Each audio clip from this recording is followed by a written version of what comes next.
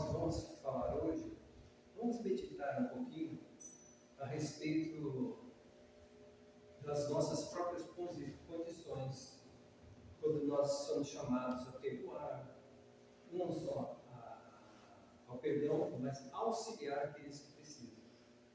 Porque até as grandes almas que acompanharam Jesus, eles hesitaram em determinados momentos, nas dúvidas, nos medos, nos receios, porque eles não eram santos.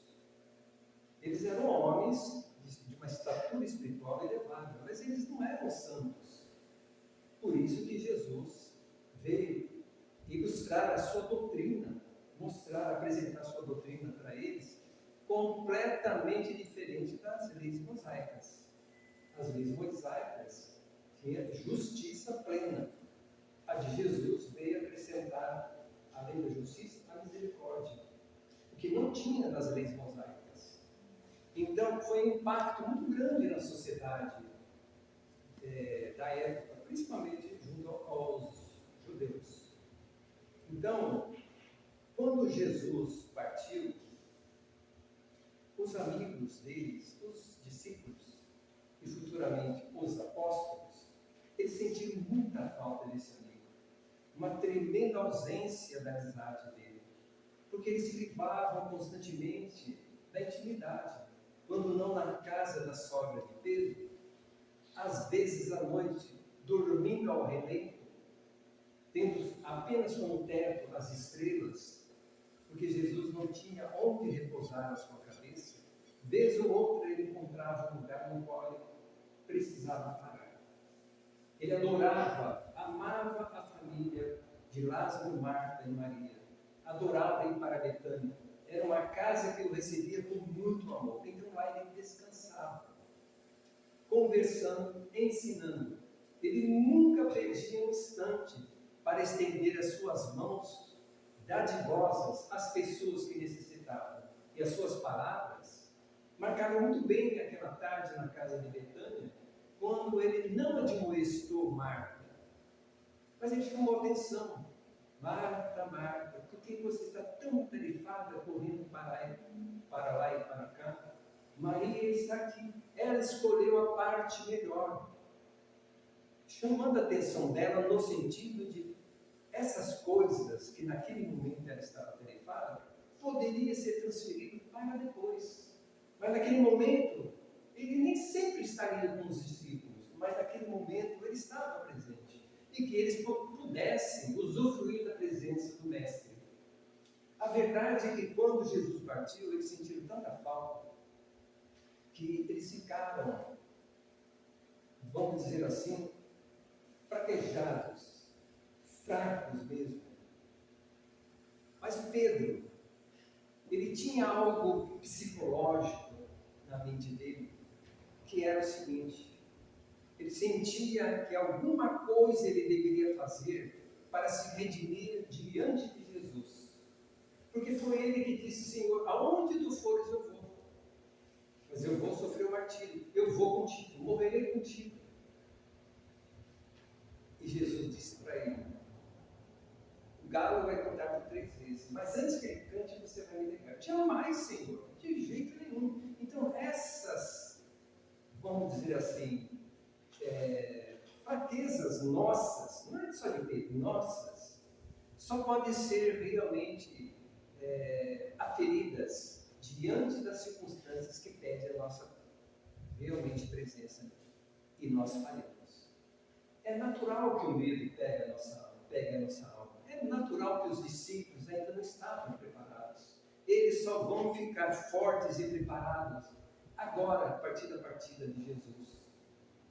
E passando algum tempo, Pedro então levanta, junto com Tiago, o menor, aliás. O Tiago menor ficou na Galileia. Tiago menor é irmão de João. Mas ele ficou na Galileia. O Tiago maior, que é o filho de Alfeu, ficou com Pedro, ali, na Judéia. E eles resolveram, junto com Filipe, junto com outros discípulos, levantar uma casa, aonde pudesse abrigar as pessoas que precisavam. Porque ele sentia a necessidade de, agora, colocar em movimento tudo que ele aprendeu de Jesus. E ele fez isso. Então, todas as terças-feiras à tarde, ele abriu alguns pergaminhos com alguns apontamentos de Jesus, porque não existia o Evangelho ainda. Mateus e Levi, ele havia feito algumas anotações. E aquelas anotações ainda eram bem esparsas, não tinha tudo ali. Mas ele, Pedro, como conviveu com Jesus, ele, olhando aqueles pergaminhos, trazia à lembrança passagens que ele teve com Jesus.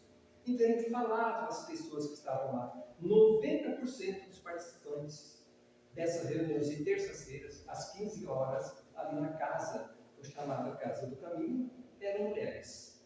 Então, os outros 10% eram divididos entre crianças que ali estavam e senhores que também estavam ali presentes. Mas uma tarde que Pedro pregava com bastante entusiasmo, ele para, ele até assusta junto com os demais que estão ali dentro da casa, porque a porta é praticamente aberta aos estrondos e uma mulher com o cabelo todo despenteado cai no meio do corredor, quase aos pés de Pedro, e pede para ele que dê asilo para ela, porque as pessoas que estão lá fora estão querendo apedrejá-la.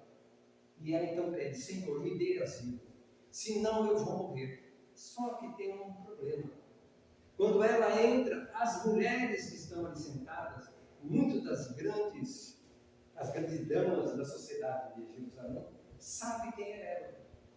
Porque ela, algumas vezes, chegou a infelicitar os lares de algumas mulheres, com a sua beleza. Não vou pensar que é Madalena, não. A Madalena não estava nem aí mais. A Madalena estava lá em cima da Galileia. Porque Pedro não quis trazer até a Judéia. Mas isso é um outro assunto. Então aquela que foi julgada era uma meretriz, e aquelas mulheres que estavam ali apunhalaram aquela mulher com os olhos. E elas pensaram: agora é a nossa vez de se desenhar. Não teve participação no adultério junto aos nossos esposos, aos nossos maridos. Agora você vai penar. É isso o pensamento que passava pela cabeça daquelas mulheres. Então Pedro, quando viu aquela mulher caída pedindo asilo, e as mulheres olhando para o Pedro, e ele não sabia o que fazer. Ele não sabia o que fazer porque aquelas mulheres, na verdade, sustentavam aquela casa. 80% dos recursos daquela casa vinha das mãos dessas mulheres. E quando aquela mulher pediu socorro, Pedro hesitou. Ele ficou titubeante. Ou eu a expulso, ou recebo ela, essas vão embora, como é que eu fico? Naquela indecisão, ele lembrou do mandado de Jesus que dizia: orai e vigiai. Pedro vigiou, porque senão ele teria tomado uma atitude ali, já tirava a mulher dali e jogava fora da casa. Mas faltava orar. Ali não tinha ninguém que pudesse socorrer naquela hesitação. Hesitação é exatamente o título do capítulo de um livro Luz Acima, aonde Humberto de Campos narra essa passagem verdadeira. Porque Chico Xavier, junto com Humberto de Campos, fizeram apontamentos extraordinários da espiritualidade, todos reais. Então, naquele instante, ele pensou: eu preciso orar. E lembrou então desse segundo mandato de Jesus. Ele pediu licença e pediu que aguardasse, queria resolver. E adentrou um cômodo lá no fundo daquela casa, muito simples. E quando ele abriu as cortinas pesadas que dividiam os cômodos, ali dentro, ele humildemente ajoelhou e com profunda humildade, novamente, ele orou a Jesus. E lembrou que ele dizia: Pedro, quando você precisar, eu sempre estarei contigo. E ele então começou a pensar: Senhor, o que eu faço diante dessa situação? Se eu recolho,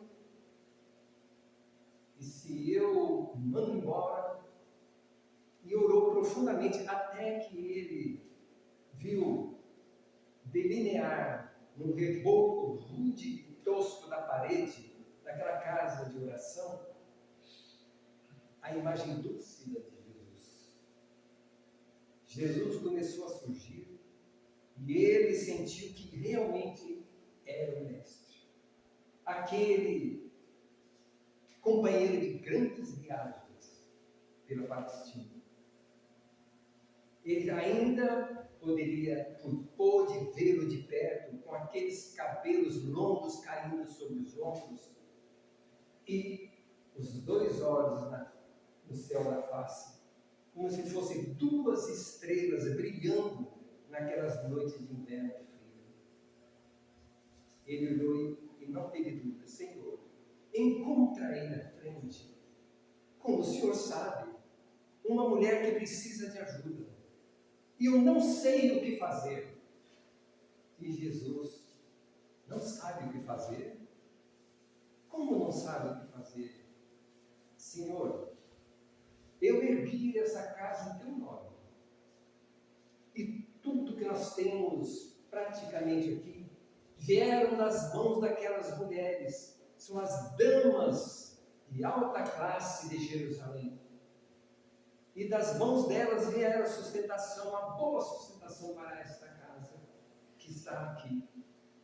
Então, eu fico numa situação: o que fazer? Porque se eu abrigar essa mulher, elas não voltam mais aqui. E o que eu faço? O que será? Jesus então respondeu para ele: mas Pedro, como que você não sabe o que fazer? Mestre, esta também é a casa na qual elas dão moedas. Não é só roupas e pães, elas dão moedas para nós comprarmos bálsamo, unguento, para sanar as dores e as feridas e as úlceras de quantas pessoas que aqui estão espalhadas, que nós estamos atendendo. Não fosse elas, Senhor. E não é só isso. Elas trazem aqui para nós o excesso das suas mesas. O excesso delas é a falta desta casa que nós temos escassez. Então eu fico pensando, Senhor, o que fazer? Agasalhá-la, Pedro. Mas, Senhor, se eu agasalhar, como que eu fico? Com a consciência tranquila. É bem melhor você caminhar a sós, com a cabeça, com a consciência reta, do que caminhar com a multidão te aplaudindo, com o coração estraçalhado de remorso. E ele então pensou: mas Senhor, essa mulher, ela infelicitou muitos lares, com homens que já eram infelizes. E eles a infelicitaram também, devido às várias visitas que lhes fizeram à sua casa. Mas Senhor, continua a hesitação de Pedro. Somos nós. E ele continua: mas Senhor, ela é uma prostituta. E se nós recebemos abrigar essa mulher dentro da nossa casa, essa casa ficará detestada, porque receber gente dessa espécie, Senhor, Pedro, eu nunca te perguntei que espécie de homem você é. Perguntei? Não, Senhor, não perguntou. Eu apenas, quando te vi, eu te convidei, Pedro ou Barjonas. Jogue as suas redes no campo e venha pescar comigo almas no mar do mundo. Ele saiu, você veio. Mas eu fiz esse convite também para os seus companheiros. Eu nunca perguntei as fichas passadas dele. eu apenas acreditei no propósito do futuro que eles fizeram. Eu acho essa passagem do verso do campo muito boa, porque Jesus conversando com seus discípulos ali, na intimidade, observa que cada um tinha a sua fraqueza, mas todos apostaram no futuro daquela doutrina que estava nascendo, porque Jesus amava. Porque Jesus era uma criatura viril quando precisava. Ele não era qualquer profeta que de vez em quando aparecia por lá. Ele sabia o que estava fazendo, era um homem que parecia que tinha escrito as próprias leis judaicas. Porque muitas vezes ele disse: eu não vim destruir as leis. Ele respeitava as leis humanas. Ele respeitava as leis de Moisés. Eu apenas vim cumprir essas leis, porque esses túmulos caiados por fora e podres por dentro não cumprem a própria lei que eles defendem. Então é uma nova época que está nascendo em teus corações. São conversas que ele tinha na intimidade com os discípulos. E chegou um momento então que o Pedro ainda insistiu um pouco mais. Senhor, então eu não sei o que eu faço para finalizar. Ele já estava. Mas Jesus já tinha conversado com ele, já tinha dado a resposta. Ele ainda fraquejava. Então a decisão dele foi quando Jesus disse: Pedro, todo aquele que de uma vez abraça a boa nova e pega do arado, nunca mais deve olhar para trás. Porque nós devemos realmente aprender aquilo que o nosso Pai direcionou para nós através do Filho dele. Eu sou a lei do Pai personificada aqui na terra. Se vocês não vierem atrás de mim, como vocês podem descobrir a verdade? Porque eu sou o caminho, vocês sabem disso. Eu sou o caminho e a verdade. E ninguém vai chegar ao Pai senão por mim. Pedro abaixa a cabeça. Naquele momento o diabo encerra. Porque momentos há em que não há nada mais a dizer. Pedro retornou. Foi para o interior do salão. Ele estava aproximando da mulher. Aquela mulher, toda de cabelo desgrenhado, abraçou os pés dele. Eu vejo Pedro quase caindo. Pegou um tombo lá. E aí, Senhor? Fica. Venha comigo. E não dando nenhuma corda, nenhuma audiência para aquelas mulheres que a queriam ver lá fora, ele a levantou e levou ela para lá no fundo onde ele estava. Porque não teria sentido. Qual era o sentido? Pedro continuar vivendo, que aliás Jesus chamou a atenção dele. Então você tem os pães aqui, sob condições. Quer dizer que elas dão os pães para você e você faz o que elas querem. Então, esse não é o trabalhador da última hora. Porque o trabalhador do mundo trabalha para o próximo e não para o mundo. E você está sob condições dela. Então, se ela oferece coisas sob condições, o problema é dela. Mas, se você aceita os pães, as roupas, os remédios, debaixo das condições dela, então o problema é seu. Então, foram coisas que foram sendo elucidadas a Pedro. E veja uma coisa interessante. É o mais velho, o mais forte, o mais decidido, era o mais arredio, amava muito Jesus. Ele tinha um amor por Jesus muito grande. E a questão psicológica que eu falei no começo é muito interessante, porque Pedro, quando ele foi orar para pedir ajuda a Jesus, ele pensou nele. E ele pensou que muitas vezes Jesus teve complacência com ele e o perdoou. E ele ele tinha a noção também, as lembranças do perdão que ele irradiava as pessoas. Da cruz também, quando ele perdoa a todos. Quando ele pediu para que não falassem de Judas.